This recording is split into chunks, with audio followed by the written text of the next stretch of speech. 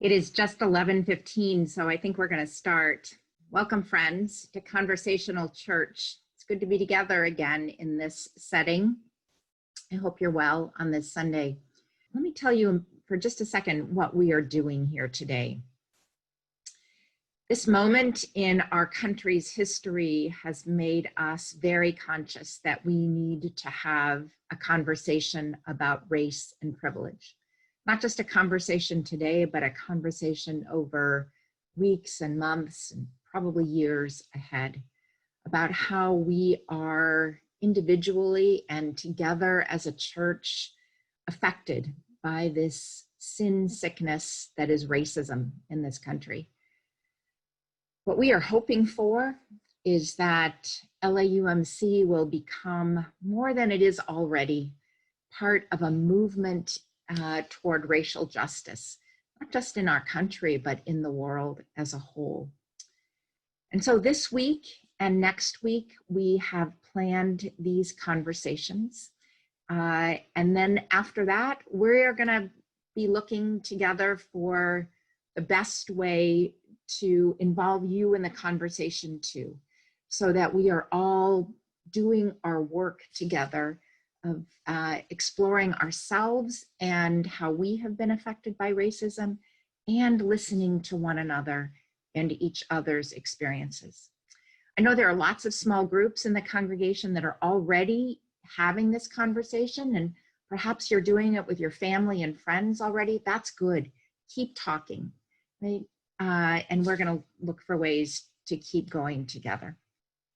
And beyond that, beyond the next 2 weeks, we are listening and paying attention, praying about what will come next, and we are listening to you. So I would always like to hear your thoughts on this. You can always send me an email and I'll be glad to hear from you. We're having this conversation now because it feels like God has been speaking to us. No doubt this is a topic we could have been and should have been talking about for a long time, racial injustice among us. It is certainly part of how faithfulness is what faithfulness requires of us and has been for a long time. But there is no shame in joining the conversation now and at any point.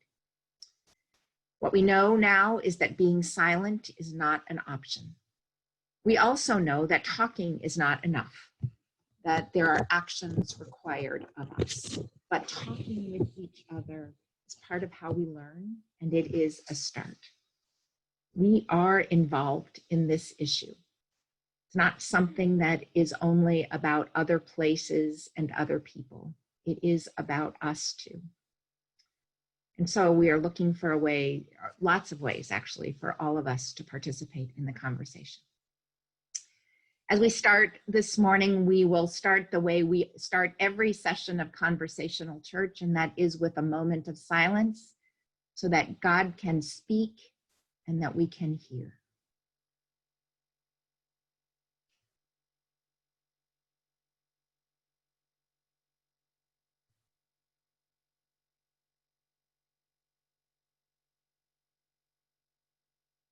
We are listening, God. Let us hear you in that still small voice inside of us and in one another's voices. Amen.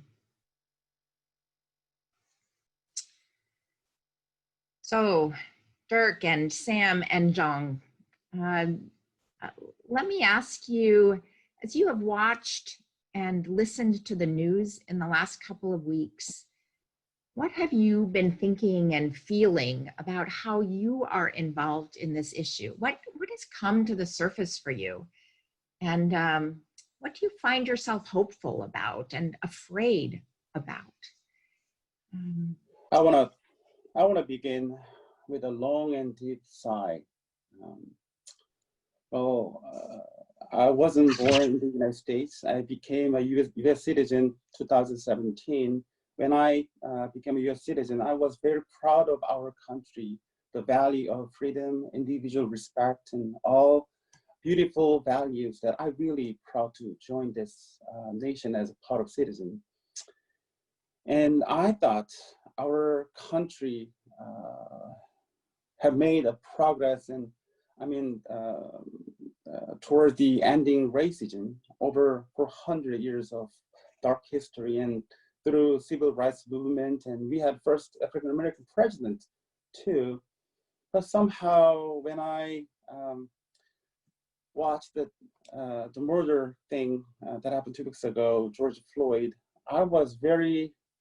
last 2 weeks, I felt very disturbed, confused, and some way lost and sad, deep sadness in me. And then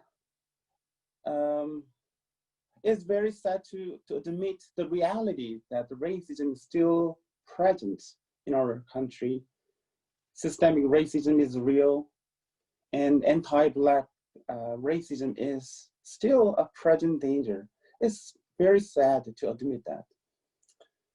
And especially when I saw the news video report about the killing of George Floyd by a police officer alongside his colleagues. To be honest with you, I couldn't believe that it was real. I felt shaken and upset watching this murder that occurred during this daytime and in our country. I mean, I felt that our United States is one of the most powerful country and one of the most developed country. That's in my belief. But that happened. And then the police officer's action was unbelievably inhumane and malicious act against a person of another race, a fellow citizen. But what was more abhorrent to me was the officer's arrogant attitude and indifference towards other citizens who on the street who were videotaping him. When people in the crowd yelled at him to stop pressing his knee on the victim's neck, and I'm sure that he heard them and was aware of his action, but still he kept his hand in his pockets and continued to kneel on the victim's neck for almost 9 minutes. But he didn't care about the victims pleading, "I can't breathe, mama." Well, and also his 3 colleagues cooperate with him. For me, this murder scene symbolically depicts the reality of our society's systemic, invisible, hierarchical structure based on race and white supremacy. I want to be honest with you, my colleagues and my congregants, and confession to you. Talking about racism in public as a pastor, as a person of color, is a little hard, quite hard to do, especially because I'm serving our Los Altos church, the majority of whose congregants are white and cross-cultural appointment. So if possible, I wanted to avoid talking publicly about this matter. Well, I feel that it is a difficult challenge to ponder and reflect on the bitter reality and raise my voice on this matter, even though I have some thoughts and opinions too. Well, I felt I'm in a double bind situation. But when I saw all the protests are spreading all over the nation, and as well as turning this protest into a global massive force, I really had the chance and take the time to ask myself why I'm so passive and reluctant to address this matter and to think about my own experience of racism.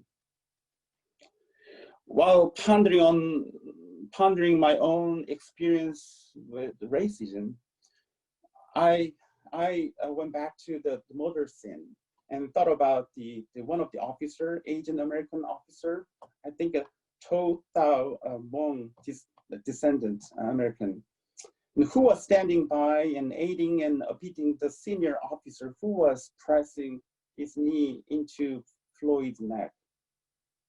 The image of this Asian American officer's passive attitude, not stepping in, even though something terribly wrong was being done by the white senior officer, has stayed with me. And ironically, that officer's staying silent actually helped in the execution and joined in the aiding and abetting of other acts of anti-Black racism, systemic white supremacy, and injustice. So sadly, I felt that this Asian American officer, police officer's passive attitude and his covering up and reinforcing the white senior officer's injustice metaphorically portrays my East Asian American male identity. I want to make sure with you that, don't get me wrong, I don't want to speak for other Asian Americans or all other East Asians. I'm just talking about myself, and I'm making my own confession to you and to God. I was very surprised when I tried to recall my own experience of being victimized as a minority in the United States, as an Asian American male, that I couldn't think of any major instance, well, except an experience, the DMV experience the first year when I came to the United States. But I felt very odd, and that I couldn't retrieve any hurtful or painful memory. Maybe I'm very naive or denying a truth within myself, or, you know, I have successfully adapted myself to the majority's experience or expectations. I thought more about this.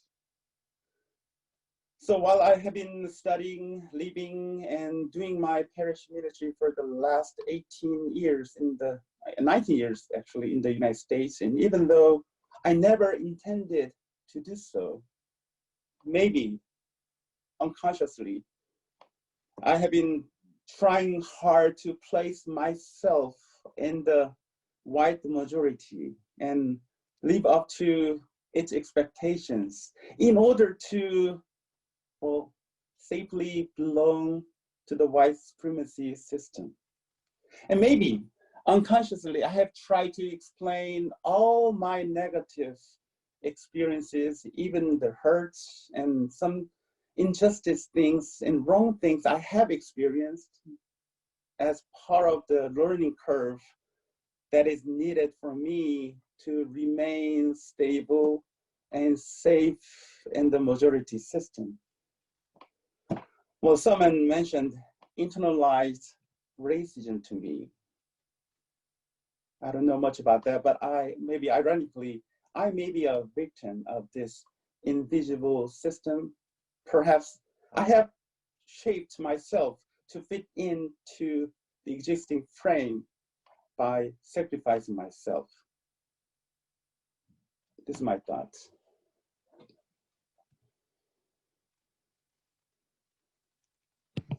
Thank you, Jong.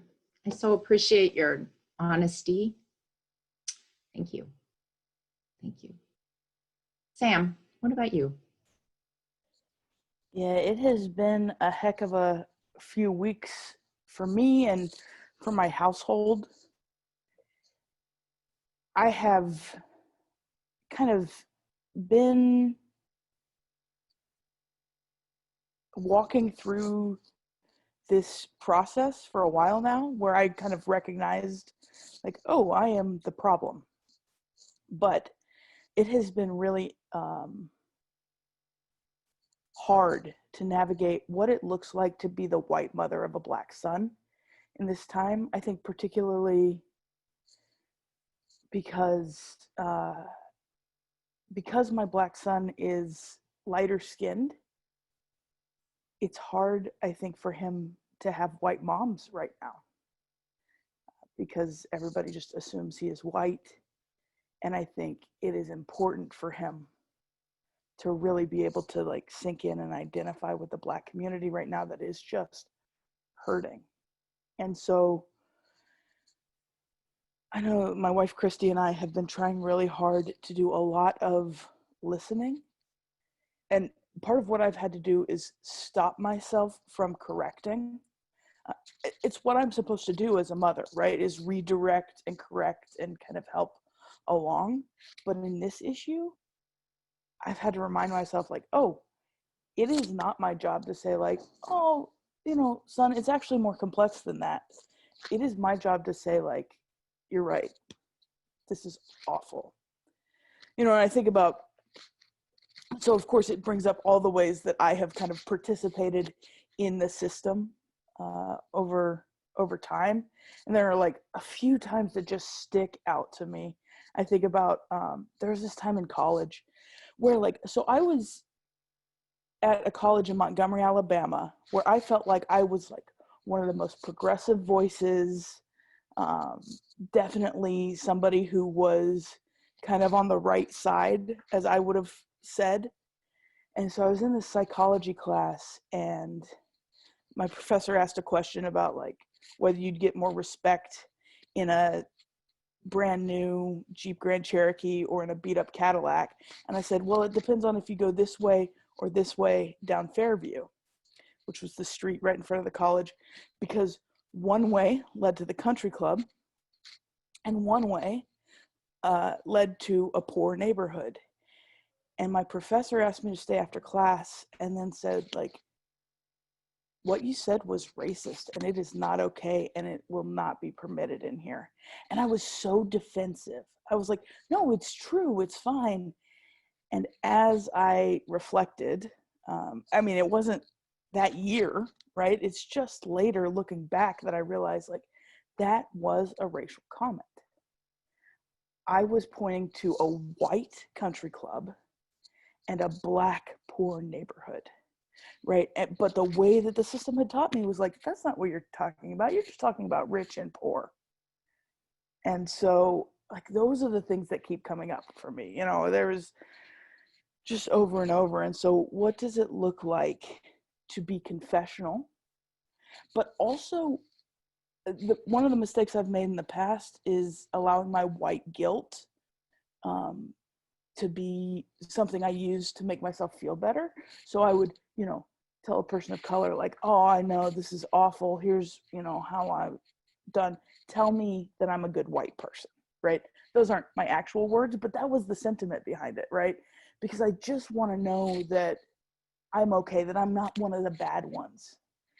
And so I think facing the fact that it's not about good or bad, it's about, am I doing the work to move the ball in the right direction? And it is not the responsibility of people of color to make me feel better. It is not the responsibility of Black folks to say, like, oh, it's okay, you're a good white person. But that is so much of what I was asking for. And so just walking through and trying to be really reflective. I've started on my social media, I just share things from friends who are Black, and I don't comment on them. I just say, like, oh, this is probably something people should read. Because I think right now it's really important for me to be listening to those voices. So that's kind of where I am. Jung, it sounds like you are like doing a lot of reflection in this time and thinking, and I think that is also what I am doing is, okay, where is it that I have gone wrong, and where is it that I can kind of work on myself?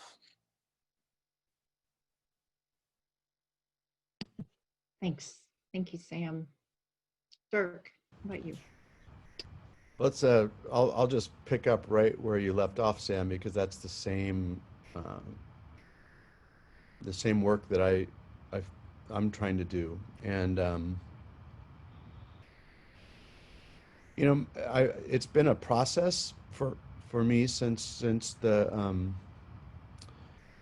George Floyd murder and just the responses. And my first response has been what my response always is, which is speaking out and saying all the right things. And I grew up in a liberal family in a liberal church, and always just thought saying the right thing was all that you needed to do. And uh, only somewhat recently I'm realizing that there's sort of an echo chamber, because I grew up in a very, very white neighborhood, different neighborhoods, church, and everything. And so just the realization that saying and believing the right thing, and um, speaking out for justice and for inclusion isn't nearly enough. And even just that realization that if my voice and the voice of people who look like me is crowding the airwaves, that in itself is asserting my privilege and the whiteness of having the microphone and having the podium and having the pulpit. And so that's been kind of something I've been working through. I also have a tendency to point fingers and say, well, you need to do more of this, and the church needs to do more of this, and the conference needs to do more of this, and calling out the very, very real systemic and historic racism of our denomination and Protestantism in general, and our country for 401 years. And that's an easier thing to do, because it's all directed out, and it insulates me from owning the places, the many places I've had blinders on. And I mean, that's kind of at best having blinders on, and beyond that, places that I've been complicit in either shutting out voices of people of color, or just or getting so hooked on words and thinking that's enough. And honestly, I mean, I think I have a lot of, I confess to a lot of pride, because I felt like I've said good things. You know, I did a sermon right after Trayvon Martin was killed, and I said Black Lives Matter, and I was so proud of myself, and proud of the criticism I got. And you know, this isn't a place for me to feel proud. There's nothing to be proud of right now in being a white privileged person in this country. So you asked where we feel hope. I feel hope in the responses that aren't stopping. I felt a lot of hope in seeing the reaction in Atlanta yesterday, even though I know there was violence in that. To some people, it seemed like violence, but I feel hopeful that there's not.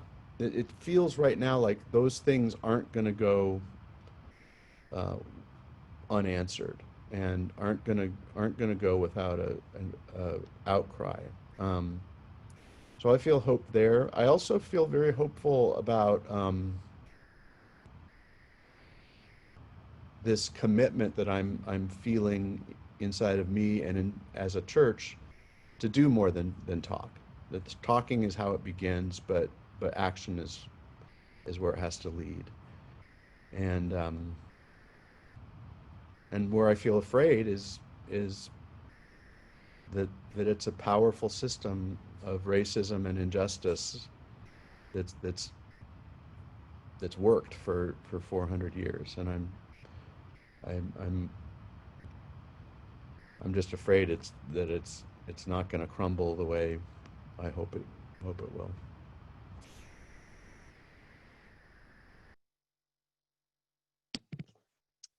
Thanks, Dirk. I share that fear that that racism is so in our bones as a country that that we're not going to be able to make enough progress on it, but we have to try. You know, I grew up in a community that looked a lot like Los Altos. In the high school I went to, there was one Black kid. And honestly, in that high school, I felt like I was the different one because my hair was dark and curly and I have a big nose, right? I look Armenian and I didn't look like what I thought all the white kids looked like, but it was not the experience of that Black kid. And I know that I have lived most of my life with all the privileges that come with being a white person in this country. Yeah, I didn't really know any Black people until I was in seminary. Something happened in my second year of seminary. There was an incident on campus where the Black students were very upset about something. And so there was a big town hall meeting with all the faculty and staff and students where we talked about this. And the African-American students and staff members and faculty were upset about something. And I raised my hand and I said, well, nobody meant to do anything bad here. So if something's wrong, you just have to teach us, you gotta tell us what's wrong. And one of my classmates who was African-American, she looked right at me and she said, it is not my job to teach you. Right? You have to figure this out. You cannot make Black people responsible for what white people have failed to know for themselves about what doesn't work. And I felt so stung by that. I felt like someone had slapped me across the face. And I went on and became a good friend with that other student. She and I spent over the next few years hours and hours and hours together. And she taught me things, and she did teach me about her experience. But it was by sharing her experience with me, it was because of our friendship that worked. So one of the legacies for me of that experience, I think, that I still carry mostly unconsciously is knowing that when I talk about race, I'm likely to make mistakes. I don't even know how to have this conversation in a way that I am sure is not doing more harm. And where I go with that is to be inclined to be silent, right? Because I don't want to make mistakes, because I want to be a good person. I want people to see my good intentions, right? Always to see that I just want to do the right thing. And I don't always know how to do it, or I don't know other people's experience the way I know my own experience. In the last few weeks, as I've watched this, I've thought that we now, at this moment when we cannot be silent, that what this moment requires of me is to take the risk of making mistakes in these conversations, right? To ask questions that demonstrate that I don't know what I think I ought to know about going into these conversations. And that's a little bit scary for me, to think that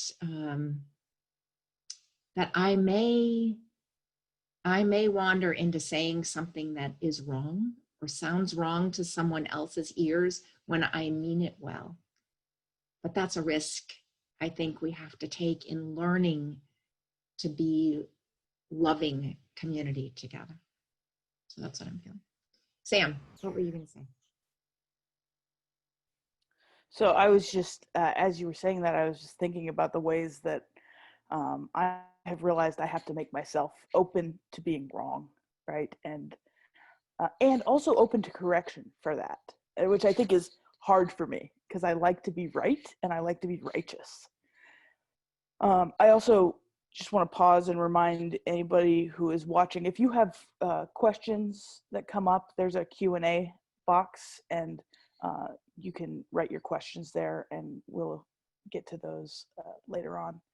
But Kathy, as you were talking about kind of the willingness to being wrong, I was thinking about, I don't know if it was 6 or 8 months ago, but we knew that for our Black son, we really needed more Black people in his life and in our life.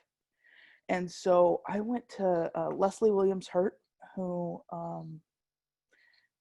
is now in eternal glory, but who is a dear and trusted friend. And I said, Leslie, I don't know how to say this right, and I'm gonna get it wrong. But we have a Black son who needs to be around Black people.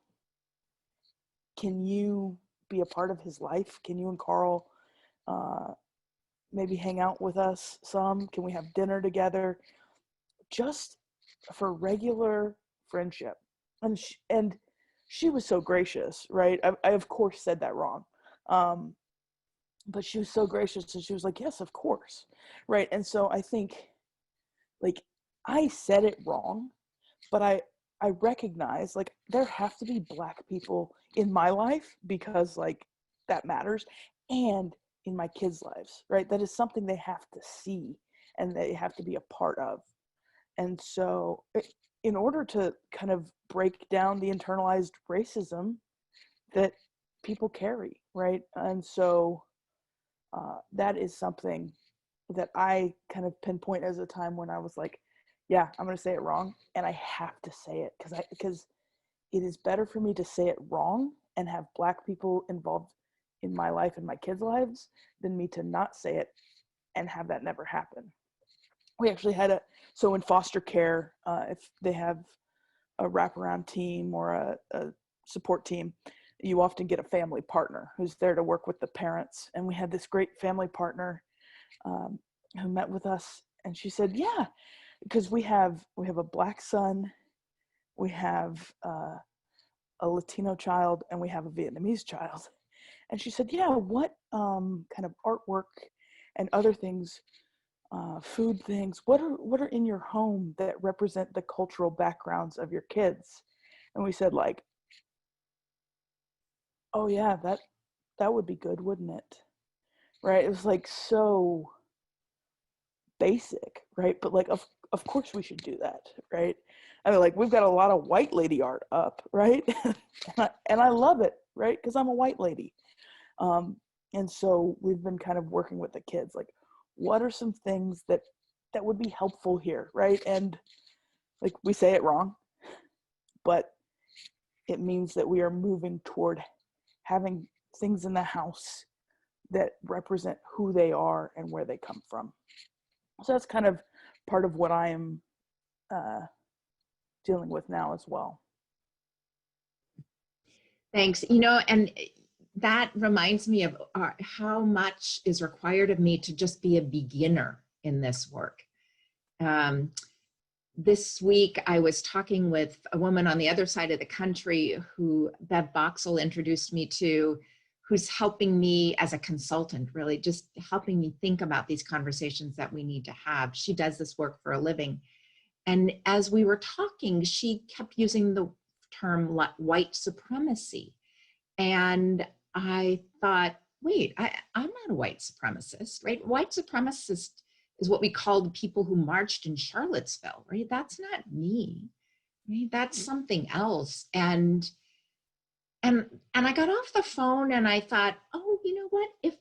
If what she means by white supremacy is thinking that the way white people have always done things in this country is the best way to get things done, right? That it's the most organized and efficient and productive way to do things. And it makes everything work better if everybody does things that way.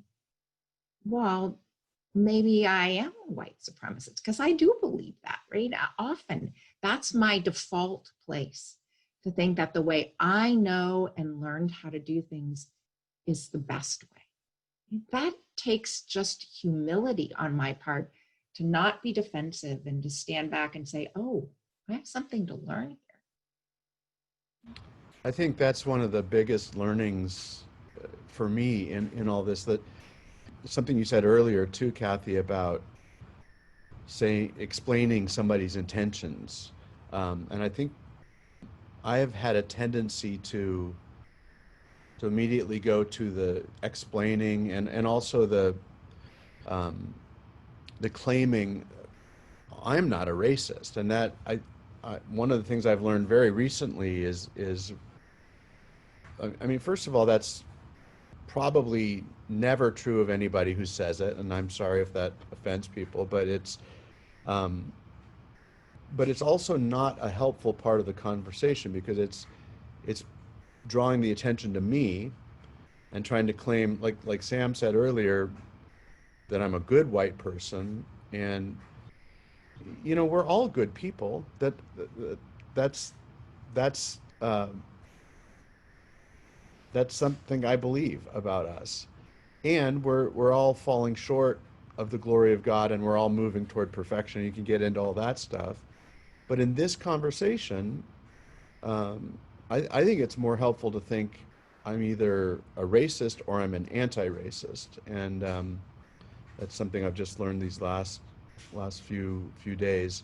The other thing is, I think we have this tendency to view the world in very binary ways. So it's either I need to be completely silent, or I need to fill the space with my talking.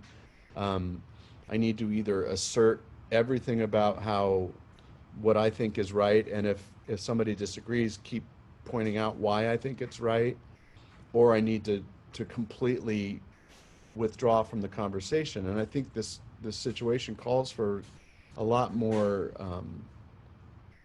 nuance, but also more difficult work, which is knowing when to speak, because our voices need to be heard speaking out against what's happening, but also knowing that we don't have to speak for as long as we're used to speaking, and then it's about listening and learning. So that was I liked what you said there. I just want to point out one thing, that maybe racism and or white privileges are real sometimes, and then whether we are recognizing or not. Some of these are clearly visible around us, or many times they are invisible, but can be found in subtle forms of unintentionally hurtful remarks or actions. Sam, I read your article, microaggression kind of things. So even we maybe not intend to offend others, just unconsciously we might reveal our privileges onto others too. So we need to always be aware of our intention or our action, whether it can be unintendedly hurt others, or can be a pain to others too. So I just want to point out that part. And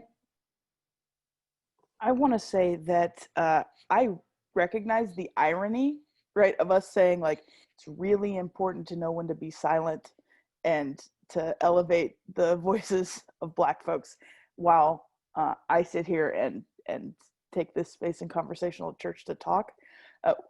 I would say the ministry team, we are not unaware of the irony there. We had a really intentional conversation about kind of what does it look like, and part of what we thought was, like, it really matters that we are being confessional and that we are showing and preparing ourselves to have conversations. Like, I can't go into a conversation where I am like intentionally hearing the voices of Black folks without doing some work beforehand to make sure that I am able to just listen and to engage appropriately, right? I have to watch out for my tendency to say like, oh yeah, I'm ready to have this conversation. Like, tell me everything I need to know. Like, well, that's not the way to approach it. And so I think like the irony is clear to us, and we thought it was really important for us to be intentional with ourselves before we had that conversation. Yes. And that's a great segue, Sam. Part of what we're doing here today is we're doing the preparation for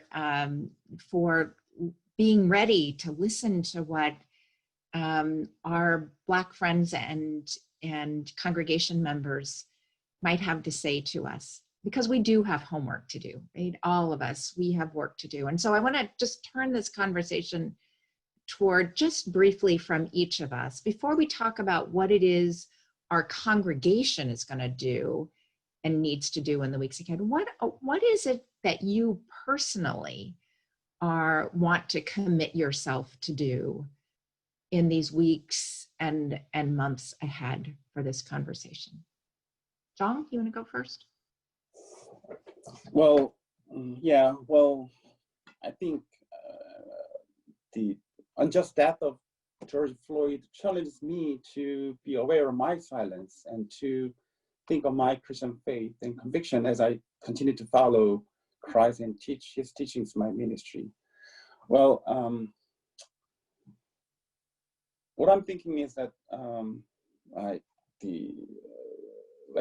sin or evil can be revealed by a system status quo and racial superiority. Of course, in my case, some marginalized people's feelings of inferiority or passive desire to fit in and not challenging or confront current established system in any way.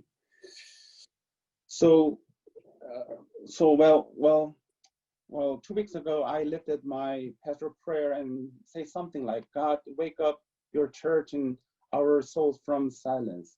I want to reclaim that line, wake us up from silence again, and want to clarify what it means to be silent in this particular time of movement and protest and the time of Black Lives Matter. My personal opinion, also my commitment, silence does not just mean not to join the protest on the street, but rather it means our mind and our spirit are unwilling to escape from a cage of bondage or are comfortably staying in the status quo or fitting in. So, well, silence, in my opinion, can be an intentional choice to mute ourselves so that we can survive in the unjust system and fit in, so we benefit from the system. So, well,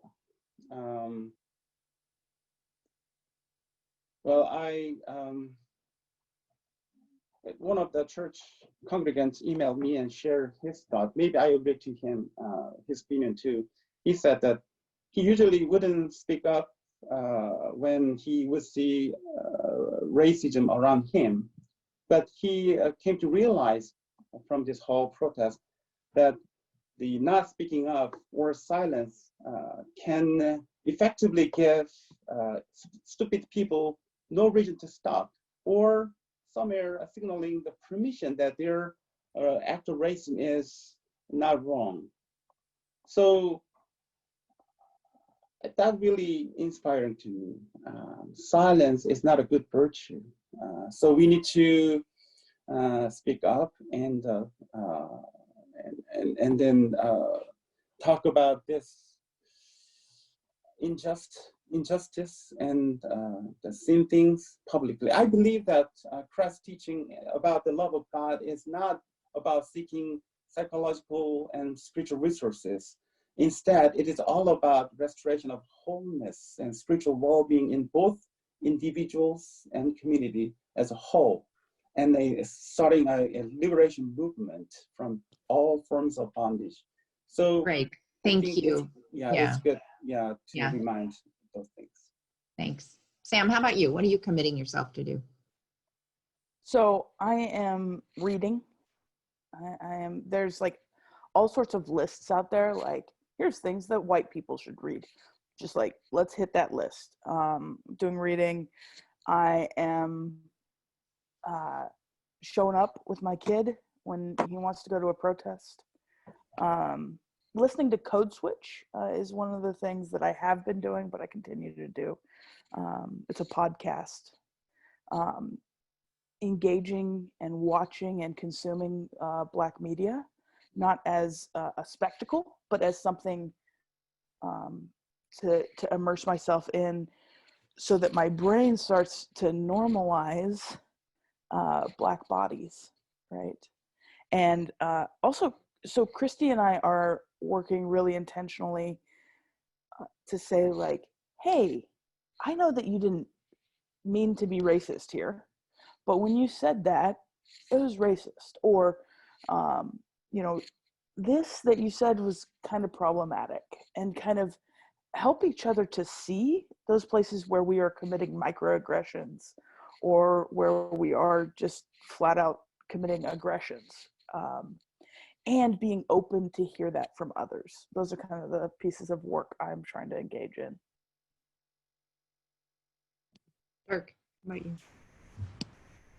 When this first happened, I had this kind of knee-jerk reaction that I'm gonna do these Zoom calls with three of my friends, my African American friends, and I'm gonna record those and put those up for Creekside Crossings. And I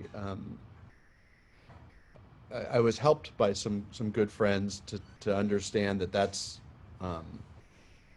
exactly the wrong thing to do first. Certainly something to do at some point, perhaps. And so I committed to doing what Sam started with reading, and including this old dog learning some new tricks about social media and following some voices on Instagram that are challenging and are calling me and us out. So that's one. The second one is I've just been asking myself, what can I do with the forums that I have? And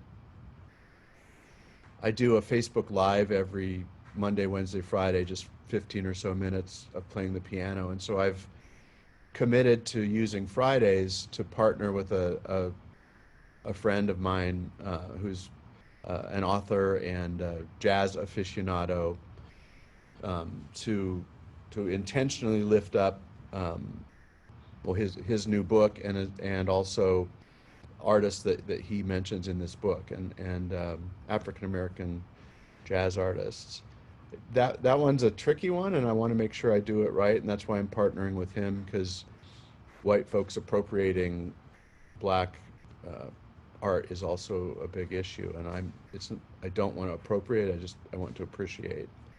I also am committing to working as one of the pastors to help bring our church into a full engagement and a sustained engagement with learning and committing about this. So I'm hoping to either teach or help teach a Just Faith class in the fall, and do those kinds of things. Oh, one other thing. Sorry. Several of the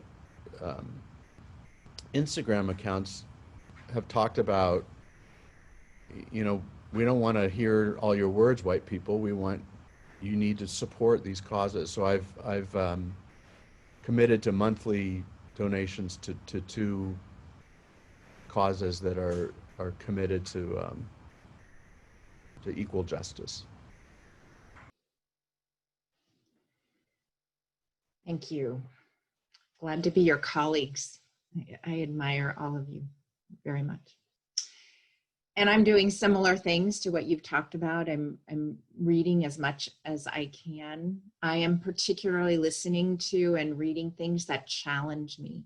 Right? Some of those YouTube videos and posts online that sound harsh to my ears, and that make me want to say, please don't be angry about this.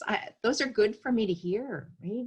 People should be angry about this. And if that hurts my ears, that might be a good thing for me to hear. So I'm practicing not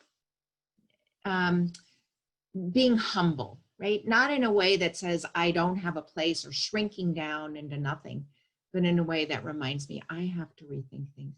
And especially, I think I am reading and trying to hear things that make me realize I have to stay in this like it matters, like it's something not just interesting that I read and then it doesn't do anything to me, but like it actually might make a difference in the way I live.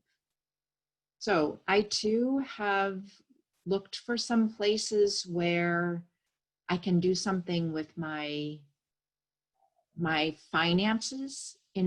My finances reflect my privilege, right? I have been given all kinds of opportunities and advantages in this world because of the way I look and how I grew up and the system that has always approved of me. And I think there are some ways I can share my privilege with other people. That privilege is not a bad thing. Privilege is a good thing if it is used for good. And that's what I'm looking for ways to do. I want to stop us at this point because there are some questions that have been asked. So Michelle, will you come on and pass some of those questions on to us, and we'll respond if we can. Yes, thank you for those of you that have been sharing questions. We've had several people share not just questions, but stories about how they are unlearning racism and realizing that their white privilege has made race invisible to them and how they are learning to see it. One person shared how they learned the phrase, America is a melting pot, is racist because it assumes that people of color would want to assimilate, melt into white America. So the question is, how are you unlearning racist systems, and how are you sharing what you're learning with others? Who wants to start that response? Dirk. Well, I would just say all of us have referenced books and podcasts and movies and things. I know we're going to be publishing a pretty extensive list, and to me, picking one or two or three books from different perspectives for sure, and I mean different than my own, is the place to start. And I would encourage people to pick at least one that addresses the church's racism and long history of that. So I will say one of the things that I am doing to kind of unlearn racist systems and share is to presume that I am wrong when I am being defensive. If I am being defensive about how I was not being racist, it was misheard, that is a time for me to stop and presume that I was being racist. So that's one of the ways, because every time I look back, maybe not exclusively, but almost every time I can look back and think about a time where I was defensive about how I wasn't racist, it was absolutely a time that I was being racist. So that is one of the ways I am trying to unlearn.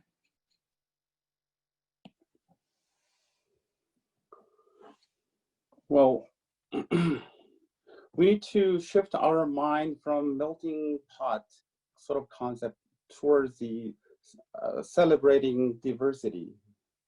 I mean, the diversity must be beautiful and good things, not the erasing our own skin color or our own identity. How can we celebrate different, unique selves and all shared together? So I think that's the sort of direction that we need to work on. And I'll just say quickly, I am trying to see the world through the eyes of people who with different perspectives. I'll just recommend one book that I picked up this week called Me and White Supremacy, written by a young Muslim woman who is of mixed race, and she lives in the Middle East. And she has in the book a number of journaling prompts to invite us, the reader, to think about how they have internalized the culture's racism. And I'm finding those very helpful, just seeing the world through her eyes. Michelle. Yeah, that sort of brings me to the next question that has come up, which is, how can we begin to change institutionalized racism? How do we see the systems that benefit people who are white in the United States and take power away from people of color? What's our place in changing these systems? So I'll say that I think, like, very clearly it starts with me changing, and it starts with believing Black folks when they say something. When black folks say this is oppressing us, believe them, right? I think that's how we start, because, you know, part of what has happened is Black folks have been telling us for years that these systems are oppressive, that the police system is oppressive, that they are unfairly targeted. And we have said, like, yeah, we'll believe it when I see it, right? And now we have seen it. Our job is to not believe it when we see it, to just believe it. I think that is one of the ways we can work on the systematic racism.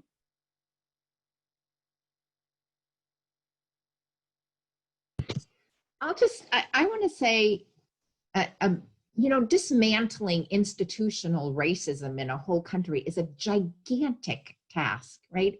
We can't even begin to approach that, right? And this institutional racism, systemic racism, it was here a long time before we were born, and I doubt it's going to go away in our lifetime. So just really an echo of what Sam just said, what we can do is our work, right? And you know, I think followers of Jesus have this great example of the kingdom of God, living as though we are living in the kingdom of God, right? We don't have to wait for Jesus to come and bring the kingdom of God on earth. We can live as if we were living in that kingdom now, right? And I think the same thing is true. If we live our lives in a way as if there were no institutional racism, as if we are part of being anti-racist, right? An anti-racist world, we can make a very small but significant difference, I hope. And I say that, and I know that's one of those things that I may be saying, and it sounds very different to other people's ears. Maybe one of those things I get wrong altogether, but I'm gonna take the risk of saying it, and hope someone will correct me if it doesn't sound right. Anybody else want to add? Michelle, is there another question you want to? Yes. And this has definitely been answered in some ways, but I think it's worth asking again, and I'll ask in two different ways. How do we move away from white privilege toward anti-racism? And another way of asking that is, how do we make sure this isn't a self-help project for white people instead of true transformation? I think one thing that's really important is we can't undo white privilege. We are privileged as white people, and I think sometimes there's a tendency to try to, I'm going to relinquish my privilege, and I think that's going to be a futile thing to do. Rather, I think our call is to acknowledge it and certainly not use it to our advantage, and become aware of those kinds of situations where we do that. And also, we have to make room for other voices, or I have to make room for other voices. And those are two things that I think of right off the bat.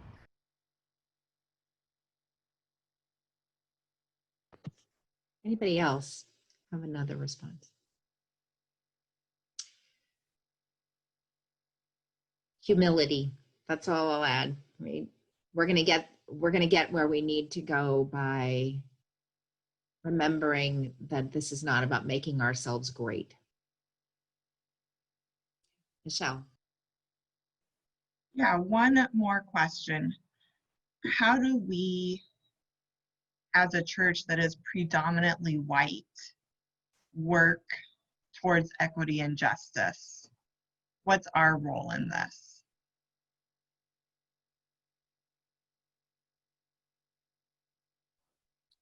So I think for me, our role starts with confession and then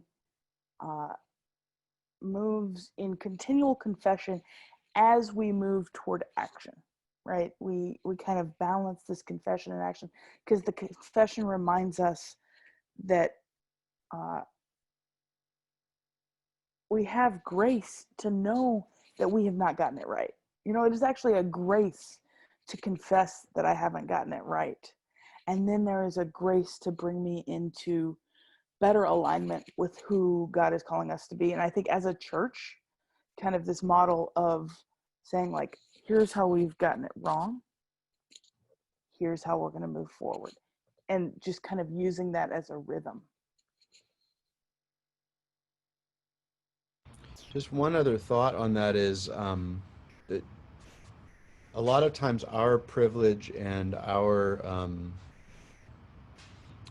white supremacy in our country, in our area, makes people of color who really are right around us invisible. And I think and a lot of times we bemoan, oh, we don't have people of color in our congregation, and you know, that's not 100% true at all. So number one, you know, we listen to the voices that are among us, but I think we have to commit to partnership, and I think that's more than tokenism, which is kind of the way I've gone in the past. A lot of the time is, you know, have a gospel choir come and sing once, and then you think you did it for however long, and so I think forming partnerships. I think listening to the voices that are already here, and then forming partnerships in our community, and we don't have to go far to find churches and communities that are predominantly people of color. And maybe the kingdom of God we've been called to do or to build. It's not maybe a frame that we have to fit in ourselves into that system. Maybe each of us part of God's kingdom that itself. So we kind of put them all together and celebrate diversity. Maybe that's what God wants us to do. Be humble and respect one another and celebrate who we are just as we are.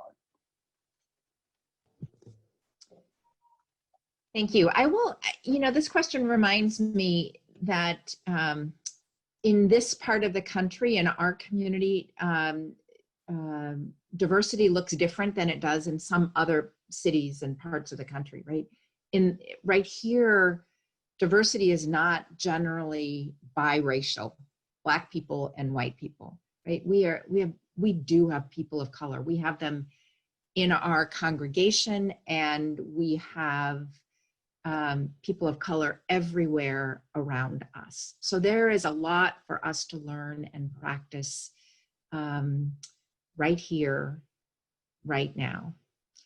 And that's the work that is in front of us. So we're going to keep doing it. I'm going to close this session because we've run out of our hour. And thank you. Next week, we will do another session of Conversational Church at this same time. I believe that some African American members of our congregation will be speaking with us. One way or another, we will have more conversation with each other. So stay in it. Stay in this work, because the world is now too dangerous for anything but truth and too small for anything but love. I'm glad we're in it together. Bless you, friends. Amen. Have a good week.